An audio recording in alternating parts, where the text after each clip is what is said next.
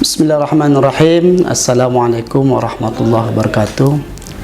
Pemirsa, pada hari ini kembali kita berjumpa dalam program podcast Badan Penasehatan Pelestarian Perkawinan Kabupaten Rokan Hilir, tentu dalam program Wakaf Ilmu Membangun Keluarga Bahagia.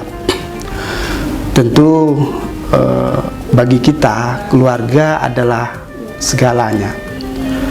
Apapun terkadang kita lakukan agar keluarga kita tetap bahagia, kuat, dan sakinah mawaddah warahmah. Oleh karena itu, agar terwujudnya keluarga sakinah mawaddah warahmah, tentu kita harus pertahankan keluarga.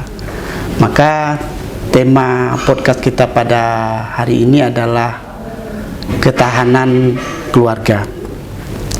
Alhamdulillah, bersama kita hadir Ibu PLT Kadis BP 2 KB 3A P3A Ibu Wi Sinta. Alhamdulillah, selamat pagi Bu. Assalamualaikum. Ya. Waalaikumsalam. Insyaallah Bu, kita ke depan akan berbincang tentang membangun keluarga bahagia, tetapi kita lebih fokus kepada bagaimana ketahanan keluarga. Ya. Nah, menurut yang Ibu tahu, ketahanan keluarga yang seperti apa yang harus kita lakukan untuk keluarga kita, karena memang ya tentu keluarga adalah komponen terkecil dari berbangsa barangkali. Tentu kita mulai dari yang kecil. Silakan Ibu. Ya, ketahanan keluarga, menurut saya ketahanan di dalam keluarga kita sendiri dulu. Kita mulai dari bawah. Artinya di dalam hidup berumah tangga kita punya anak, suami, dan di dalam keluarga itu sudah disebut sebuah keluarga ya Pak. Anak, suami, dan ibu. Kemudian dari situ kita berkeluarga, kita mempertahankan di mana keluarga kita itu harus harmonis, bahagia, sakinah, mawadah, dan warahmah. Itu kita mulai dari diri kita sendiri.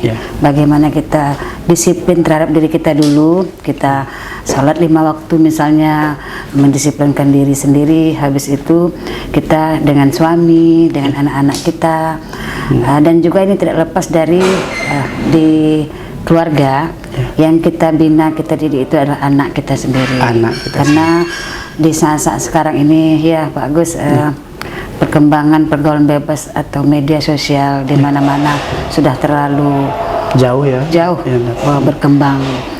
Kalau dulu mungkin saat kita belum ada HP, media sosial pun belum terlalu canggih, tapi sekarang dengan melihat membuka HP saja anak-anak kita sudah tahu, tinggal ketik saja mereka sudah bisa melihat apapun itu berdasarkan yang dia ketik itu. Jadi begitulah canggihnya sekarang. Jadi tidak terlepas dari itu, seperti saya punya 2 anak, tak lepas dari penjagaan saya, walaupun yang satunya sudah kuliah, yang satunya masih SMA. Itu setiap hari saya pantau, ya begitulah. Orang tua ingin anak-anaknya yang memberikan support, memberikan dorongan, motivasi, dan juga saya senantiasa waspada. Karena seperti Pak Agus lihat perkembangan sekarang ini, ada yang anak mungkin tidak terlepas dari dinas DP 2 KB P3 sendiri Pak. Dinas DP 2 KB P3 ini ada 4 yang harus kita tangani di situ. Pengendalian penduduk, keluarga berencana, pemberdayaan perempuan, dan perlindungan anak. Mungkin ketahanan keluarga ini masuk di bidang keluarga berencana, di mana keluarga berencana ini kita menghimbau kepada seluruh masyarakat agar tidak terjadinya stunting. Stunting kita mulai dari keluarga. Jadi seperti misalnya Pak Agus sudah lepas dari Badan Penasihat Perkawinan, kita dihimbau sudah ada perda melarang perkawinan di bawah umur ya, di bawah umur. Nomor 174 ya. Iya, karena pernikahan di bawah umur mau tidak mau itulah penyebab salah satu stunting. Jadi ketahanan keluarganya juga tidak lepas dari stunting. Di mana nanti ketahanan keluarga kita mulai dari awal dari keluarga kita sendiri. Setelah kita bisa membina dari keluarga kita sendiri, baru nanti akan dari keluarga yang bagus, dari keluarga yang harmonis, keluarga yang sehat, keluarga yang sakinah, mawadah dan meramah, mawadah warohmah, akan melahirkan pemimpin-pemimpin masa depan. Seperti misalnya kalau dari keluarga kita sudah baik, sudah aman, sudah kita didik, kita bina, tentu akan melahirkan seperti pemimpin-pemimpin mulai dari RW, RT, penghulu, terus ke atas, lurah, terus ke atas sampai ke tingkat pejabat yang lebih tinggi lagi. Gitu Pak Agus. Makasih Bu Gadis. Ini ada mau kita dalami sedikit Bu Gadis. Nah, menurut Ibu Gadis nih bagaimana kita melakukan untuk ketahanan keluarga, apa yang harus kita lakukan? Paling tidak yang dari kita internal keluarga lah dulu. Ya, kita misalnya mengajari anak kita agama, sholat, kita bimbing bagaimana disiplinnya dia. Pak subuh sudah bangun untuk melakukan sholat 5 waktu. Misalnya dia juga nanti pulang sekolah kita tanya apa kegiatan tadi. Sebagai bentuk perhatian. Iya, sebagai bentuk kita perhatian dan support, dorongan. Juga kita mengajarkan agama harus kita ajarkan, karena agama adalah itu yang membuat akan membuat apa namanya itu dia bisa menghormati kita, menghargai kita sebagai orang tua. Dimulai dari diri kita sendiri, anak, suami. Setelah dalam satu keluarga itu kita menerapkan bagaimana disiplin kita mengenai agama, juga kita mendidik dia dengan moral dan sopan santun, juga etika. Barangkali kalau setiap keluarga bisa mencapai itu, mungkin kita akan mencapai tujuan yang kita inginkan, melahirkan pemimpin-pemimpin yang soleha, soleh dari generasi kita. Iya, dari generasi kita ke generasi seterusnya. Oke. Ini mungkin agak lebih ke strategi nih, ilmu nih. Jadi mudah-mudahan nanti pemirsa tahu ada ilmu dari Ibu Gadis kita.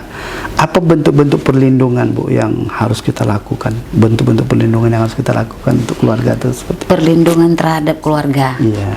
Ya itu tidak lepas juga dari peran kita ya di dinas, juga di bawah dinas DP2KB ini juga membawahi UPT Perlindungan Anak. UPT Perlindungan Anak dan perempuan ya. Di mana kasus-kasus kekerasan yang terjadi terhadap anak kan sekarang semakin meningkat Pak. Setiap bulan ada.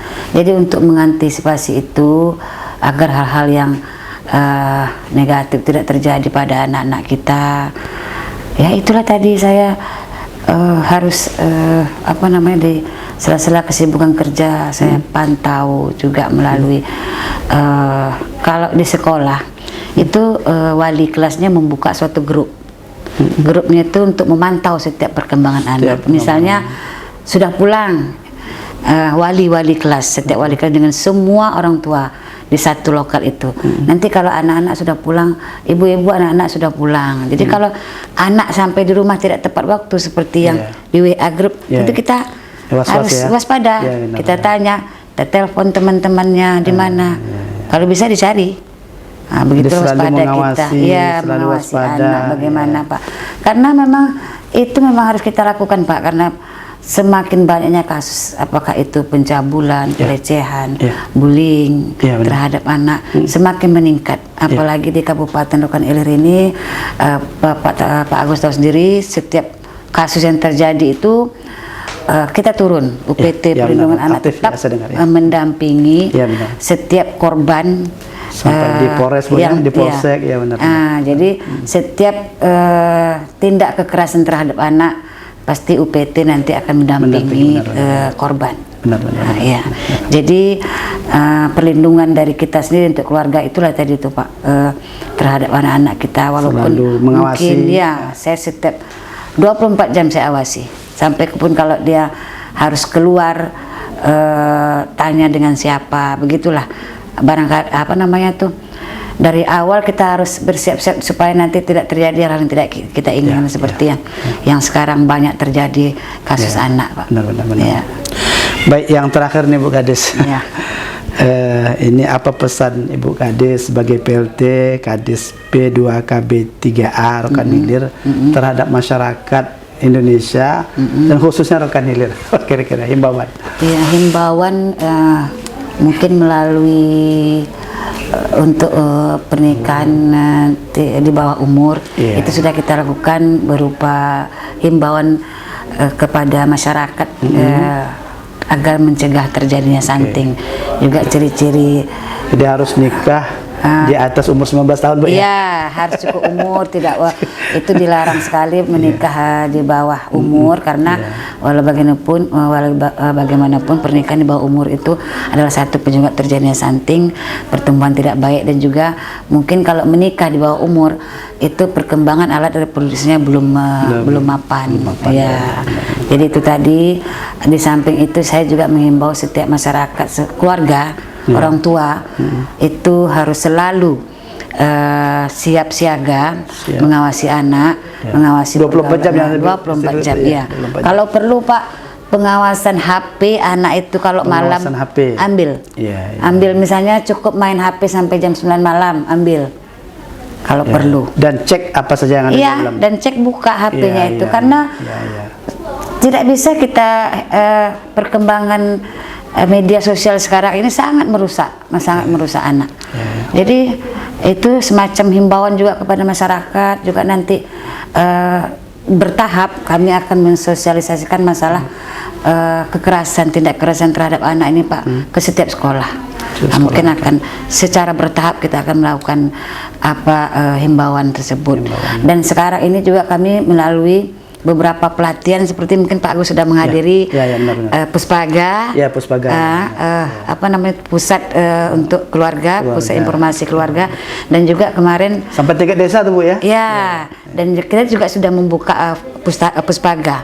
Ketuanya kalau saya tidak salah itu Ibu Asro Puaini untuk Puspaga. Ya.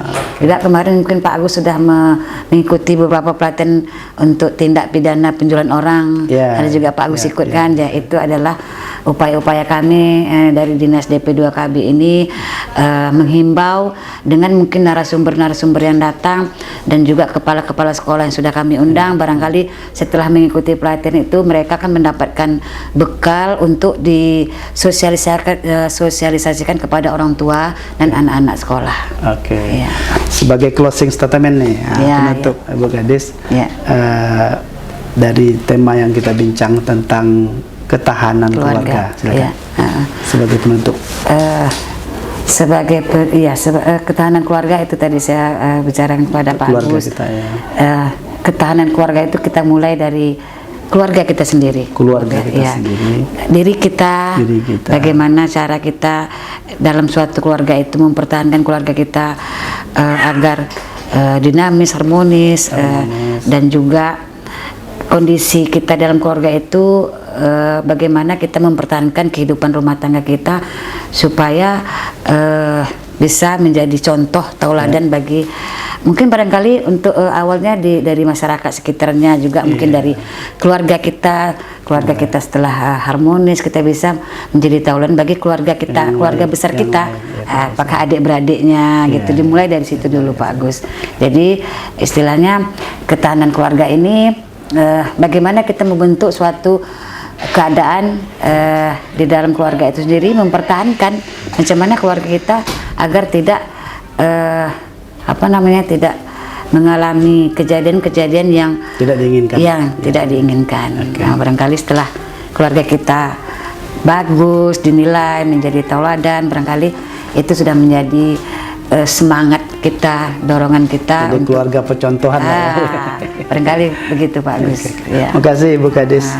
Pemirsa, alhamdulillah kita baru saja bincang-bincang ringan dengan Ibu Kades P2KB3A yang judulnya adalah ketahanan keluarga. Mudah-mudahan bincang-bincang ringan kita ini bermanfaat bagi kita untuk mewujudkan keluarga yang bahagia, sakinah, mawaddah, warahmah. Demikian, assalamualaikum warahmatullahi wabarakatuh. Terima kasih Pak Agus.